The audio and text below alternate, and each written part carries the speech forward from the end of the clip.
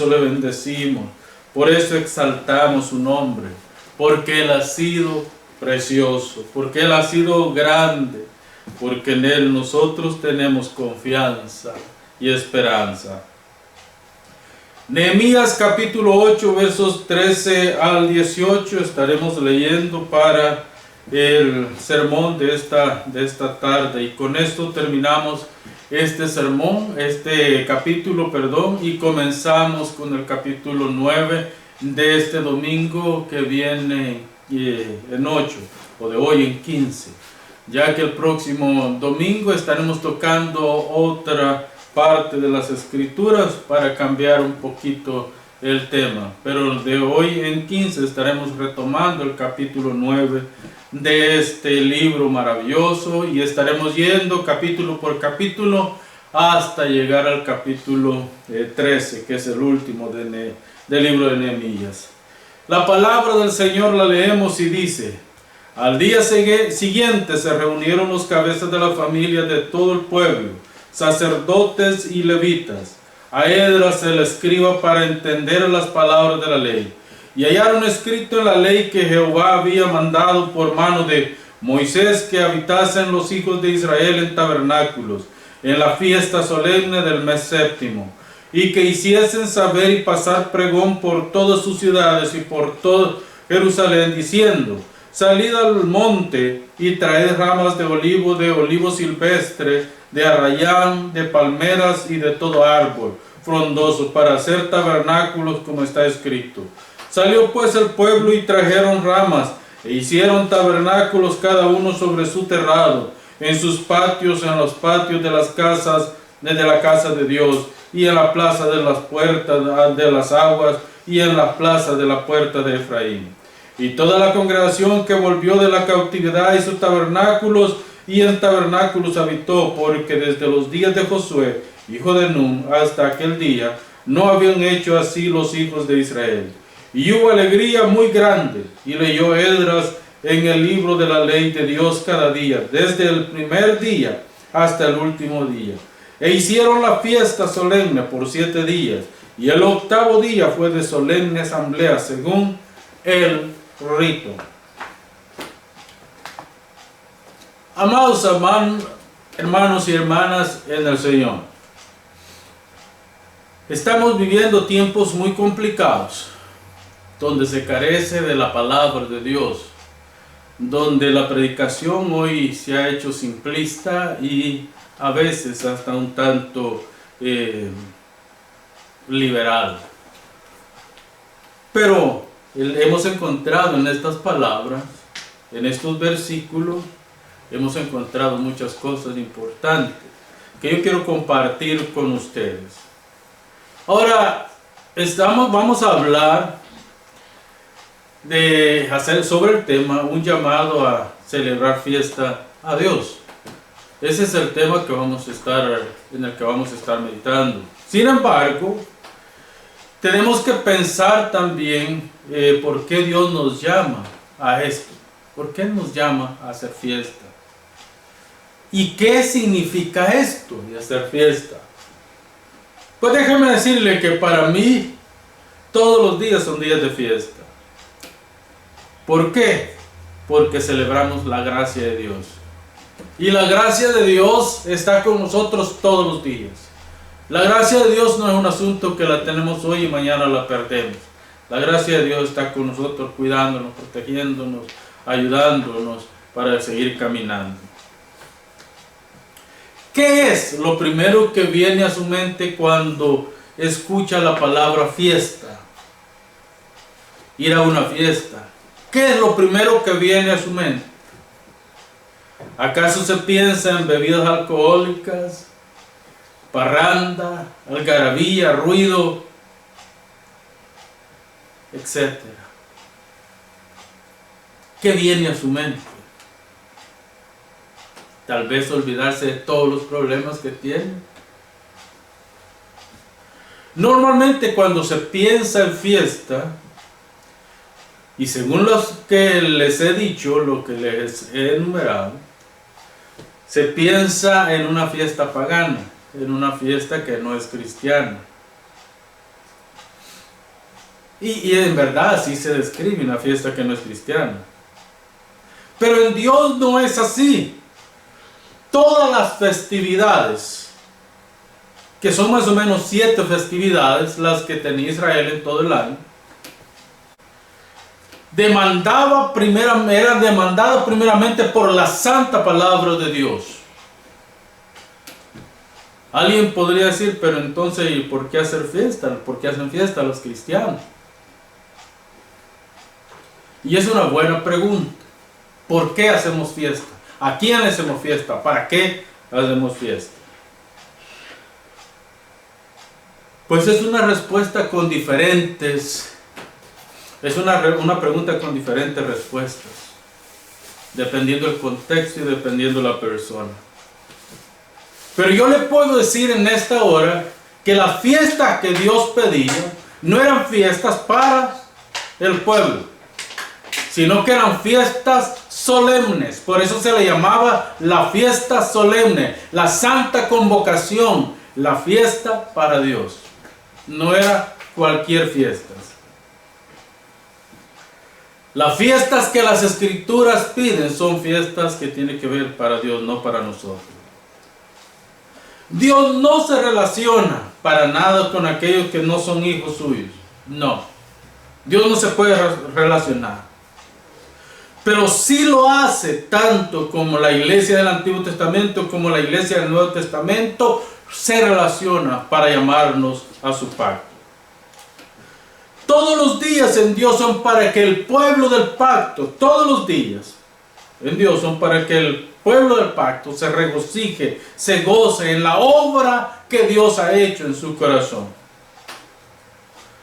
Primero, Dios nos ha llamado de las tinieblas a la luz admirable, a la luz de su Hijo Jesucristo.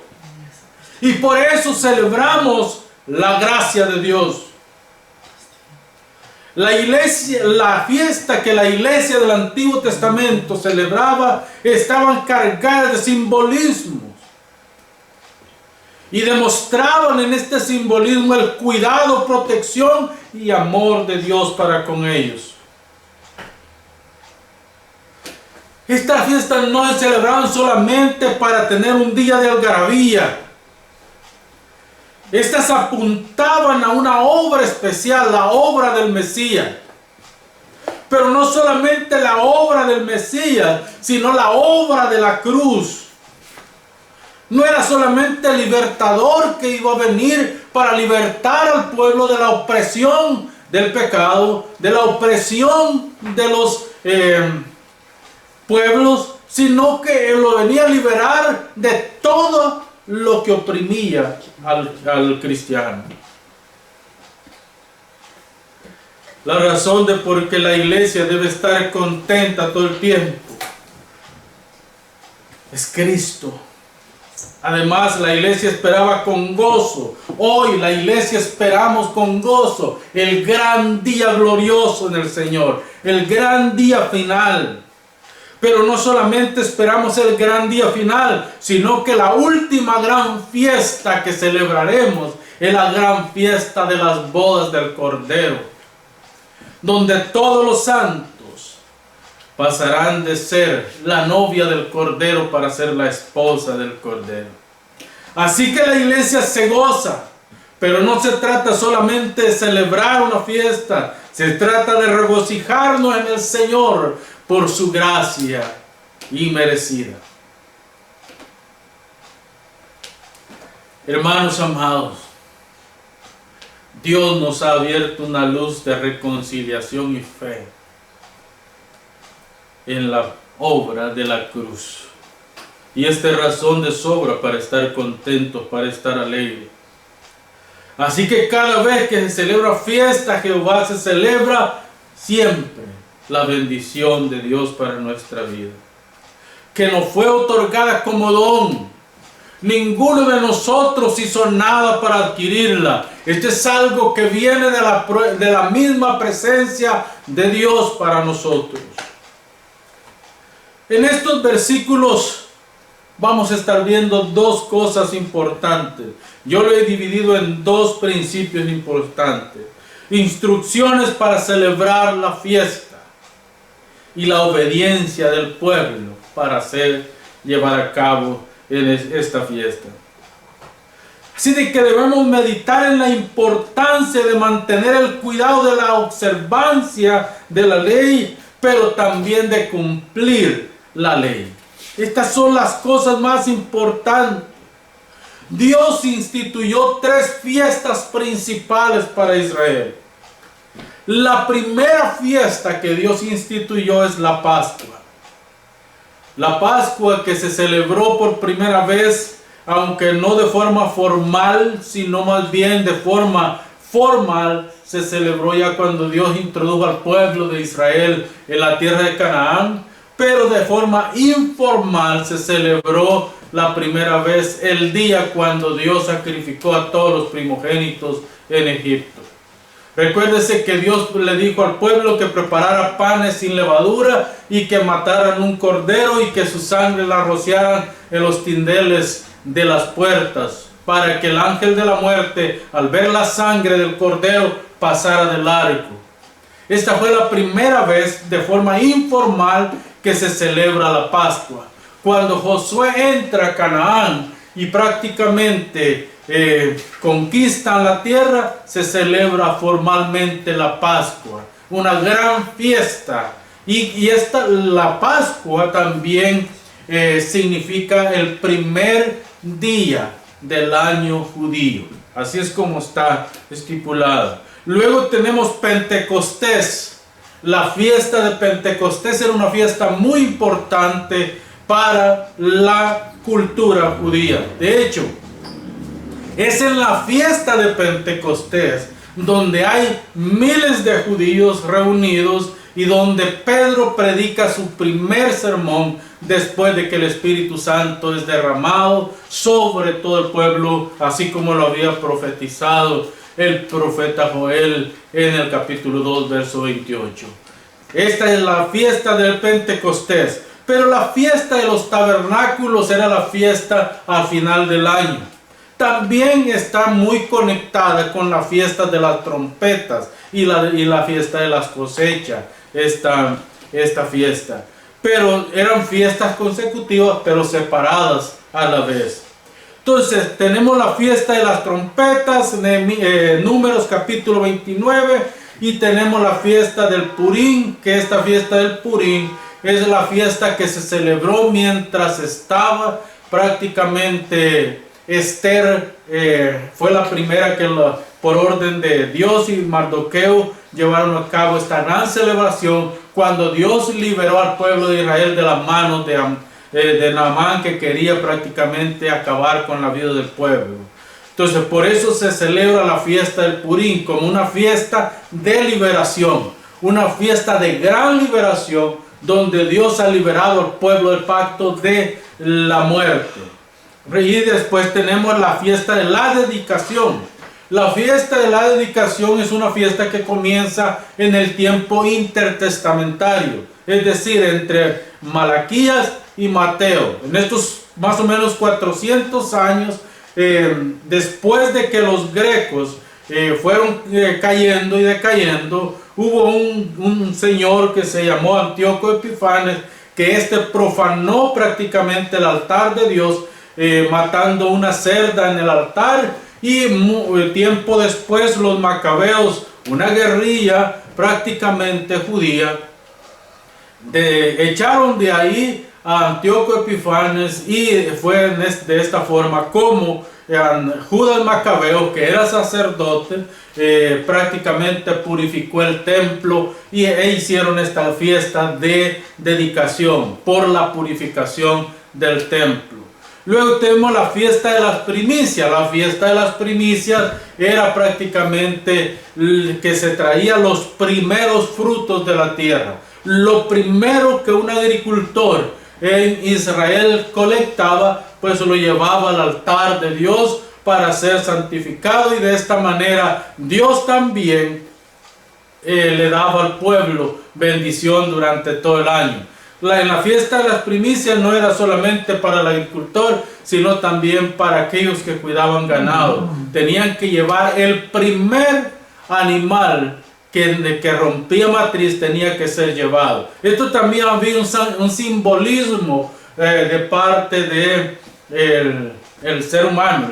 Cuando un hijo rompía matriz, este tenía prácticamente que ser dedicado a Dios, y los padres tenían que presentar grandes ofrendas por esto. Entonces estas son las fiestas prácticamente que se celebraban en Israel. Recuerde, eran 3 principales y 4 secundarias. En las 3 principales, todo Israel tenía que venir como familia. Leemos en 1 de Samuel capítulo 1 que el padre, el esposo de Noemí, venía con su otra mujer y sus hijos a presentar ofrenda. Ya ustedes conocen la historia del capítulo 1 de 1 de Samuel.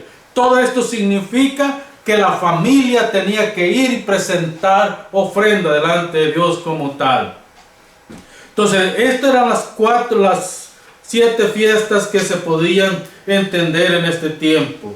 Ahora, los líderes de Judá buscan entender la ley. Vean el verso 13, y en el verso 13 se nos informa que ellos van a Esdras y le dice: instrúyenos acerca de esta ley.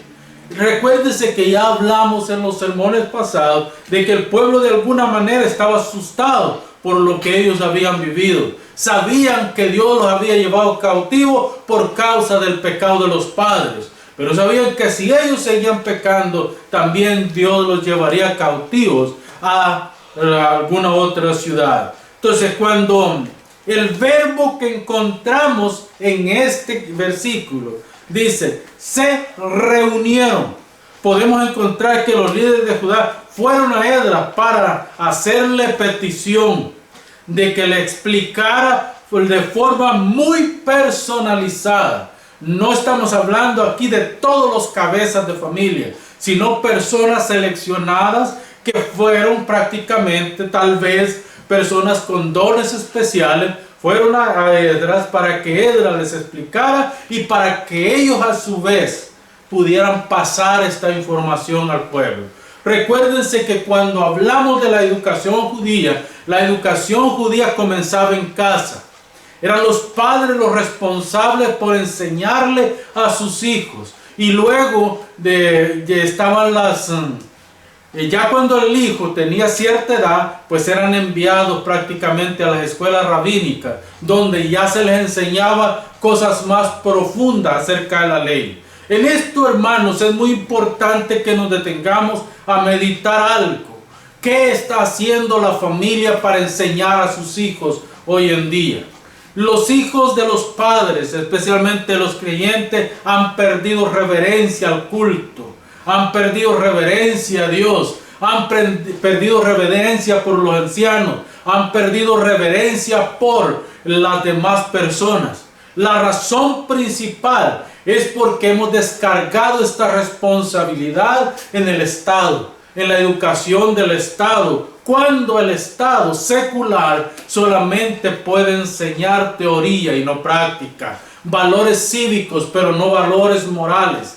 Sin embargo, el cristiano tiene que entender que nosotros como pueblo del pacto somos responsables por enseñarle a nuestros hijos a leer la Biblia, por enseñarle a nuestros hijos a orar, por enseñarle a nuestros hijos el amor y respeto por la vida, por enseñarle a nuestros hijos el amor y respeto por las personas, por enseñarle a nuestros hijos el amor y respeto por la propiedad privada, el enseñarle a nuestros hijos el amor y respeto por el gobierno, el enseñarle a nuestros hijos el amor y respeto por toda la creación de Dios. Pero si nosotros como padres no estamos haciendo este trabajo, no esperemos tener una sociedad estable. Y por eso es que ahora movimientos que están desviándonos del enfoque bíblico están tomando el control de la mente y de la actitud de nuestros hijos,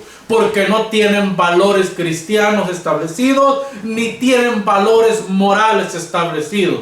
¿Por qué? Porque muchas familias que se dicen cristianas son más inmorales que las familias que no son cristianas. Tenemos que volver a las Escrituras. Tenemos que volver a las sendas antiguas para recuperar el valor que necesita recuperar el pueblo de Dios. El pueblo, mire, las cabezas de familia llegaron a Esdras. Queremos saber lo que la ley dice. Queremos aprender de la ley, porque es necesario que aprendamos para que podamos enseñar. Es un principio de vida, hermanos. Yo no puedo enseñar lo que no conozco. Es un principio de aprendizaje, enseñanza, de enseñanza, aprendizaje.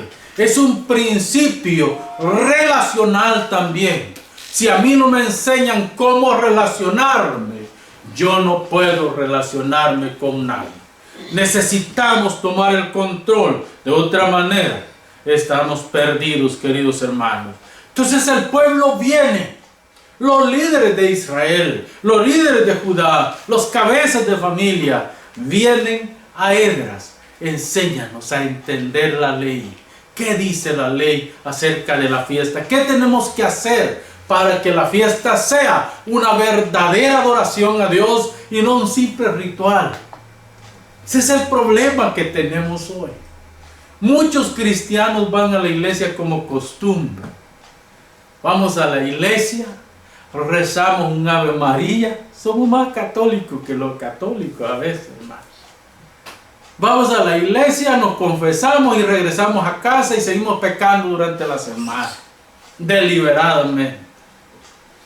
Cuando el día domingo nosotros tenemos que ir a rendirle fiesta a nuestro Dios. Es el día del Señor, el día que Dios ha preparado para que el pueblo se regocije, para que el pueblo cante, alabe, glorifique a Dios por toda la obra que Él ha hecho. Dios le recuerda al pueblo la fiesta. Mire el verso 14. Verso 14 dice: y hallaron escrito en la ley, que Jehová había mandado por mano de Moisés, que habitasen los hijos de Israel en tabernáculos en la fiesta solemne del séptimo mes. Era una fiesta que comenzaba más o menos el 15 del séptimo mes. Si nosotros contamos el séptimo mes desde abril, que es el primer mes del año judío, entonces estamos hablando de octubre, que tenían que ellos estar celebrando prácticamente esta fiesta. En octubre, la salida de la cosecha. Entonces, dice, del 15 prácticamente era una fiesta que se prolongaba un mes. Desde el último de septiembre hasta el último de octubre. Era un mes de fiesta, pero eran 8 días de gran solemnidad, de gran fiesta. Y la ley se leía desde el primer día hasta el séptimo día. Y en el octavo día había gran convocación, donde todo el pueblo se reunía para adorar a Dios. Entonces, hermanos, el pueblo reconocía la ley de Dios, que habitasen en tabernáculo. Esta es la primera enseñanza que recuperan. Tienen que habitar en tabernáculos. Y ellos reconocen algo, que desde el tiempo de Josué no se había hecho esto. Desde el tiempo de Josué. O sea que estamos hablando de mucho tiempo que no se había llevado a cabo esta fiesta como se ordenaba en Deuteronomios capítulo 16, verso 13 al 16, y en Números capítulo 1, Levíticos capítulo 23, también se explica cómo es que tenía que ser celebrada esta fiesta. 3 veces a cada año aparecerá todo varón tuyo delante de Jehová tu Dios en el lugar que Él escogiere. ¿Cuál fue el lugar que Dios escogió? Hay 2 lugares que la Biblia enseña que Dios escogió. Primero, Silo. Fue cuando Josué entró con el pueblo y tomaron la tierra. Entonces Dios eligió, no el pueblo, Dios eligió Silo para que los sacerdotes se pusieron ahí prácticamente para servir a Dios. Y ahí se celebraban estas fiestas solemnes. El pueblo llegaba de toda la región de Israel, de toda la región de la tierra. Llegaba el pueblo y se reunían en Silo para celebrar la fiesta. Una fiesta solemne. Una fiesta que llegaba a prácticamente a hacer un ruido grande y servía de testimonio para los pueblos circunvecinos. Ellos prácticamente escuchaban de lejos prácticamente la gran algarabía del pueblo. La segunda parte, ya cuando Dios pone en el corazón de David construir templo a Jehová, y prácticamente David pasa el pacto o ¿cómo se llama? El arca de la alianza a Jerusalén. Jerusalén se convierte prácticamente en el centro religioso judío. Entonces ya no es en Silo, sino que es en Jerusalén donde se debe celebrar fiesta después de que Salomón terminó el templo. Estos son los dos lugares donde estaban. Estas tres fiestas eran importantes para la religión judía. Y ya dijimos, la fecha comenzaba del último de septiembre hasta el último de octubre, donde se celebraba esta fiesta. Esta fiesta estaba muy conectada, pero muy conectada con el Mesías, con la liberación que el Mesías traería al pueblo de la alianza. Esta fiesta tenía un simbolismo tal que se podía ver cómo Dios estaba alrededor del pueblo y cómo el pueblo estaba confiando en Dios. Entonces el simbolismo más grande que tenemos en esta fiesta es el descanso que Dios ha prometido al pueblo. Porque en este mes el pueblo no tenía que hacer ninguna obra. Y hay algunos pensadores, algunos comentaristas que dicen que esta fiesta se celebraba cada 7 años nada más. Pero no tenemos registro de que Dios haya dicho que cada 7 años se tenía que celebrar. Más bien, sí creemos que era cada año que esta fiesta se celebraba. Hermanos amados, hay quien dice, entre los pensadores dicen que el hecho de que se diga que no se había celebrado esta fiesta desde los días de Josué tiene que ver con el hecho de que prácticamente no se había celebrado nada, nunca. Pero eso tampoco podemos asegurarlo. Lo es más, como les dije antes, la posibilidad más grande que encontramos aquí es que no se había celebrado de la manera como Nehemías y Esdras ahora piden que se celebre. De hecho, no se habían hecho los tabernáculos, que era lo más importante de esta fiesta, porque en los tabernáculos se podía simbolizar toda la travesía del pueblo de Israel por el desierto y que habitaron en tiendas en el desierto. Si el pueblo deja los mandamientos de Dios, hermano, ¿qué es lo que le queda al pueblo? Si el pueblo deja, si el pueblo de la alianza, si el pueblo del pacto deja los mandamientos de Dios, le quedan mandamientos humanos. Y los mandamientos humanos son condenados por Dios. Si ustedes leen Marcos capítulo 7, verso 8, se darán cuenta que Jesús está hablando de lo peligroso que es dejar los mandamientos de Dios para inclinarnos a los mandamientos humanos. ¿Cuál era la otra cosa que recuperamos de estos versículos? El anuncio de las buenas nuevas de la fiesta. El verso 15 dice, y que hiciesen saber y pasar pregón por todas las ciudades y por todo Jerusalén, diciendo, tiempo de fiesta a Jehová. Tiempo de fiesta. El pueblo tenía que proclamar la buena noticia de la fiesta. Esto nos enseña a nosotros como iglesia la importancia de proclamar, la importancia de proclamar las buenas nuevas en Cristo Jesús. Hermanos amados, ¿cuántos de nosotros estamos llevando el mensaje de salvación como Dios lo demanda? ¿Cuántos de nosotros estamos anunciando el evangelio como Dios pide que se anuncie? Pues si no lo está haciendo, anuncia las buenas noticias de salvación en Cristo Jesús. Porque así como el pueblo se le demandó que llevaran la voz al pueblo, el pueblo anunciando al pueblo la noticia de la fiesta que venía. Así nosotros tenemos que anunciar al pueblo del pacto, al pueblo elegido por Dios, al pueblo de la alianza, del pueblo de la alianza, anunciando al pueblo de la alianza las buenas noticias que Cristo pronto viene por su iglesia, que Él pronto viene por su pueblo. La orden es dada: pregonen, anuncien, lleven las buenas nuevas. Es una orden, no es un asunto de pasividad. Tienen que ir a hacerlo. La celebración es ahora. Celebremos lo glorioso de nuestro Dios. Dios siempre se reserva, hermanos, un pueblo que lleve el mensaje. Dios siempre se reserva un pueblo que anuncie las buenas nuevas, que sostenga la fe en el crucificado y que proclamen las buenas noticias de Cristo Jesús. Hermanos amados, en el verso 15 encontramos un gran simbolismo.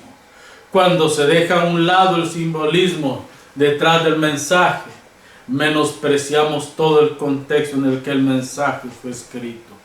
Cuando se deja a un lado el simbolismo que hay detrás del mensaje, menospreciamos el mensaje entero. Entonces, hay dos sacramentos que simbolizan grandes cosas en las Escrituras. La cena del Señor. Los únicos dos sacramentos que existen es la cena del Señor y el bautismo. La cena del Señor, en este existe un simbolismo pactual grande. Es un simbolismo de pacto. Dios ha hecho alianza con nosotros. La sangre derramada en la cruz y el cuerpo del Señor sucumbido por el pecado para remisión de nuestro pecado. Como orábamos al principio, el Cordero de Dios colgado, dando su sangre, para que el justo padeciendo por los injustos, el que no conoció pecado, se hizo pecado para que nosotros fuéramos alcanzados por la gracia de nuestro Dios. Este es el simbolismo que encontramos en la cena del Señor. El cuerpo, el pan que comemos cada vez que celebramos la fiesta, simboliza pactualmente el cuerpo de Cristo que sucumbió en la cruz. La sangre simboliza, el vino simboliza la sangre que fue derramada por nuestro pecado. Pero todo este simbolismo es un simbolismo pactual. No es un simple simbolismo. Es el simbolismo del pacto que Dios ha hecho con nosotros. Luego nosotros vamos si podemos llamarle de esta manera, le podemos llamar, la cena nos lleva, cada vez que tomamos la cena, nos lleva al Calvario, donde Cristo fue colgado por nuestro pecado. El bautismo, por su parte, como forma del pacto, nos lleva prácticamente a entender que en Cristo nosotros hemos sido sumergidos, y en Cristo, cuando Cristo resucitó, nosotros fuimos resucitados. Así como Cristo tuvo que descender al sepulcro, así nosotros, con el simbolismo del agua, nosotros somos lavados, purificados, santificados por la sangre del Cordero. Pero así también cuando Cristo se levantó en gloria, nosotros también somos resucitados en gloria para nunca más ver muerte. Y somos tan emblanquecidos, como dijo Isaías en el capítulo 1, verso 18, que si nuestros pecados son como el carmesí, vienen a ser como blanca lana, pero si son negros como el carbón, vienen a ser como nieve prácticamente. Entonces nosotros estamos en las manos de nuestro Dios. Lo más importante, el pueblo ejecuta la obra. Va y hace la obra. La diferencia entre un cristiano y un no cristiano es una palabra la que hace la diferencia. y es la palabra obediencia. Un cristiano es obediente, un no cristiano desobedece. Un cristiano vive para Dios, un no cristiano vive para sí mismo. Dios solo tiene un pueblo, Dios no tiene 2 pueblos, ni 4, ni 5. Dios tiene un pueblo santificado por la sangre del Cordero. Esto es justo lo que hace Judá. Sale de su zona de confort y se dispone a obedecer la palabra de Dios sin reserva y sin demora. El pueblo de Dios siempre va a hacer según la palabra de Dios le manda que haga. Así de simple, hermano. El pueblo de Dios siempre va a hacer lo que Dios le dice que haga. Mientras que el pueblo que no es de Dios siempre va a hacer todo lo contrario. Estos 3 rasgos definen el compromiso del cristiano. Primero, la adoración. Segundo, el testimonio. Y tercero, la morada celestial. Esto es lo que define a un cristiano. Un cristiano adora a Dios. Un cristiano testifica de Dios. Y al cristiano, solo al cristiano, al Hijo de Dios, le espera una morada celestial. Cada aspecto de la vida cristiana tiene como fin único la gloria de Dios. Ese es el único fin que tiene. El pueblo obedece. Si ustedes ven los versículos 16 y 17, aquí se leen partes de la Torá o la ley de Dios. Y dice: salió pues el pueblo y trajeron ramas e hicieron tabernáculos. El pueblo, después de escuchar que Israel tenía que habitar en tabernáculos durante la fiesta, ellos se dispusieron y fueron y recogieron ramas de olivo silvestre, olivo sin fruto. Fueron olivo del campo, no de los plantillos, sino del campo. Fueron y trajeron para construir los tabernáculos, las pequeñas tiendas donde ellos moraron todos estos días. Habían 4 lugares donde se construyeron estas pequeñas cabañas: en las casas, en los patios de las casas prácticamente, en los patios del templo, en las 2 plazas, en las puertas de las aguas y las puertas de Efraín. Estos fueron los 4 lugares donde se construyeron. Recuérdense que aquí no estamos hablando solo de los habitantes de Jerusalén, sino de los que vivían en las provincias que vinieron para adorar. A ellos se les pidió que construyeran a donde hubieran espacios para construir. Ahí fue que construyeron. Algunos incluso construyeron sobre las murallas de Jerusalén. Tal vez, hermano, lo que sorprende más acerca de la fiesta es la unidad que trajo esta fiesta al pueblo. Toda la congregación, dice el verso 17, volvió de la cautividad, hizo tabernáculos y en tabernáculos habitó el mes entero. Tenían que habitar en estos, aunque hay algunos que dicen que la fiesta se extendía a 40 días. Pero yo no encontré ninguna parte donde poder corroborar esto, sino de que me quedo con el relato bíblico que dice que era prácticamente el mes séptimo hasta cuando comenzaba el mes octavo.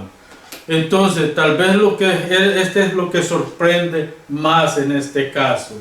De todas maneras, hermanos, lo importante es que el pueblo, dice la palabra, y hubo alegría muy grande. Esta parte del verso 17, describe qué tan grande fue la algarabía, el gozo de saber que estaban cumpliendo las demandas de Dios. Estaban cumpliendo el gozo del Señor. Estaban cumpliendo lo que Dios les había mandado. Ahora el pueblo sí podía decir: el gozo del Señor es nuestra fortaleza. Ahora sí lo podían decir ellos. Dios les había dado libertad, Dios los había colmado de bendición y por eso estaban contentos. En el verso 18, Dios instruye al pueblo por 7 días. De hecho, el escritor, si ustedes ven el verso 18, dice: y leyó Esdras en el libro de la ley de Dios cada día, desde el primer día hasta el último día. E hicieron la fiesta solemne por 7 días. Esto quiere decir que por 7 días hubo prácticamente la lectura de la ley. Normalmente la ley se leía de las 6 de la mañana hasta las 12 del mediodía. Y el pueblo estaba atento por 6 horas escuchando la ley. Y a veces a nosotros 35 minutos nos cuesta, ¿verdad?, escuchar. Y el pueblo estaba por 6 horas escuchando la ley de Dios. Y eso era todos los días por 7 días. Y como les dije antes, el 8º día era gran convocación, asamblea general, donde el pueblo se alegraba y se regocijaba. Hay 5 cosas que nosotros podemos ver en este versículo, o en este capítulo en total. Primero, Dios puso en el corazón del pueblo la lectura de la ley. ¿Se recuerdan en los primeros versículos, verdad? Y el pueblo dijo a Esdras: léenos la ley. Fue Dios el que puso en el corazón del pueblo leer la ley. Del verso 1 al verso 13 leemos así: y luego el pueblo se mostró reverente para escuchar la voz de Dios. El pueblo se mostró reverente y cuidadoso al escuchar la ley de Dios. 3. El pueblo respondió con naturalidad. El arrepentimiento del pueblo no fue fingido. Cuando ellos dijeron amén, amén, ese amén salía de su corazón, de sus convicciones.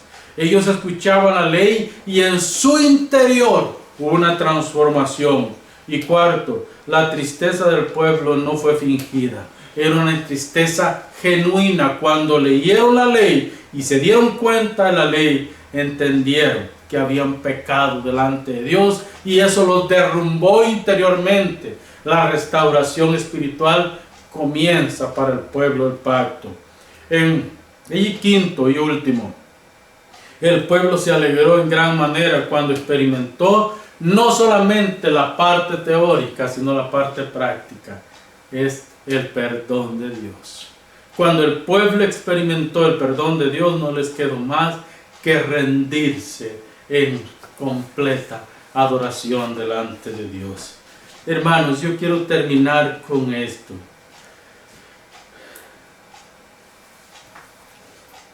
La completa adoración se ve manifestada en acciones de búsqueda y obediencia a las normas divinas. La completa adoración se ve manifiesta en acciones de búsqueda y obediencia a las normas divinas. Jesús, el último día de la fiesta, en este último día de la fiesta, Jesús se puso en pie y exclamó de la siguiente manera: si alguno tiene sed, venga a mí y beba agua, porque yo le daré agua para vida eterna. Esta fue la gran exclamación de Jesús en el último día de la fiesta. Sin duda alguna que Él se puso en un lugar alto donde todo el pueblo lo escuchara. Si alguno, dice, alzó su voz y gritó: si alguno tiene sed, venga a mí y beba. Si alguno tiene sed. Esta es la responsabilidad de cada uno de nosotros. La invitación es hoy: si alguno tiene sed, si alguno tiene hambre de justicia, si alguno tiene sed de la palabra de Dios, venga hoy, que hoy es el día del Señor, hoy es el día de salvación. Amén. Oramos. Padre eterno, yo te pido, Señor, que tu palabra pueda ser, Señor, de bendición, y que los hermanos, Padre y hermanos, y aquellos que no tienen una relación contigo, Señor, que puedan ver este video también, Padre, que puedan ser edificados y llamados a tu reino. Te lo pido, mi Señor. Haz tu obra, Padre, una obra perfecta, santa y gloriosa. En tu nombre, Padre, gracias te damos, Señor. Amén y amén. Cantamos una alabanza.